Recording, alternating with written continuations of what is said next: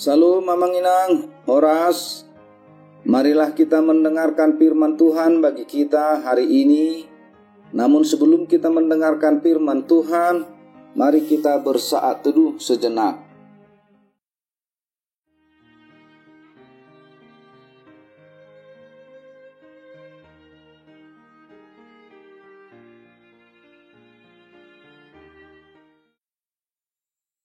Amin.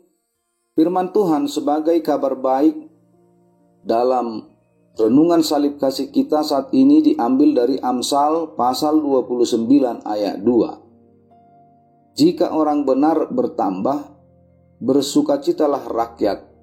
Tetapi jika orang fasik memerintah, berkeluh kesahlah rakyat.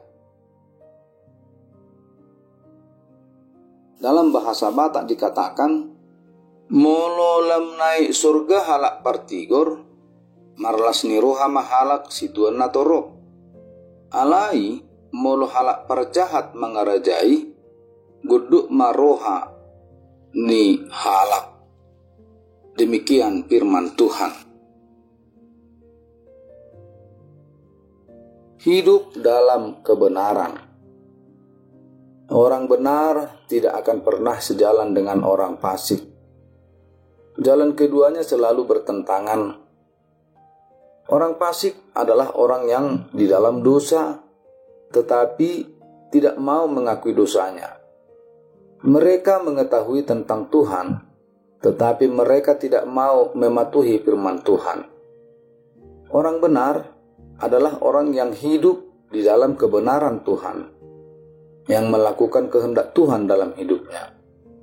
Pengaruh orang benar terhadap orang lain jauh lebih bermanfaat bagi banyak orang. Tetapi pengaruh orang fasik merugikan banyak orang. Itu sebabnya dikatakan dalam firman saat ini, jika orang benar bertambah, bersukacitalah rakyat. Tetapi jika orang fasik memerintah, berkeluh kesahlah rakyat. Orang benar dan orang fasik berbeda sikap terhadap orang lemah. Orang benar mengetahui hak orang lemah, tetapi orang fasik tidak mau mengerti akan hal yang demikian, karena dia tidak peduli kepada orang lemah. Hidup dalam kebenaran berarti hidup tanpa kepalsuan, hidup tanpa manipulasi. Dengan kata lain, hidup dalam kebenaran berarti hidup secara jujur. Sebagai orang Kristen yang mengakui diri sebagai pengikut Kristus, harus menyadari dan mempraktekkan kebenaran tersebut dalam hidupnya. Kebenaran inilah menjadi salah satu perjuangan hidup orang beriman. Untuk mempraktekkan kebenaran bukanlah hal yang mudah. Ada perjuangan yang berat. Mengapa? Karena sering apa yang dikatakan susah untuk dipraktekkan. Berbeda perkataan dan perbuatan. Bagaimana agar kita hidup dalam kebenaran? Yesus adalah kebenaran.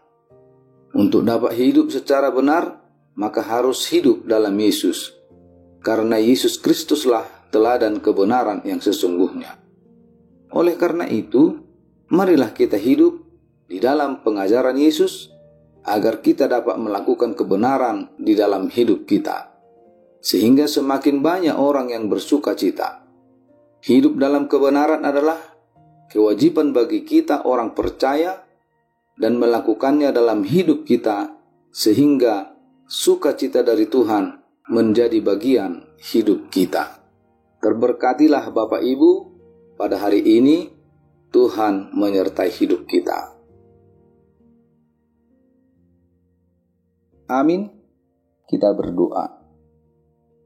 Terima kasih Bapa Surgawi atas firman-Mu yang mengajarkan kami agar kami tetap hidup dalam kebenaran.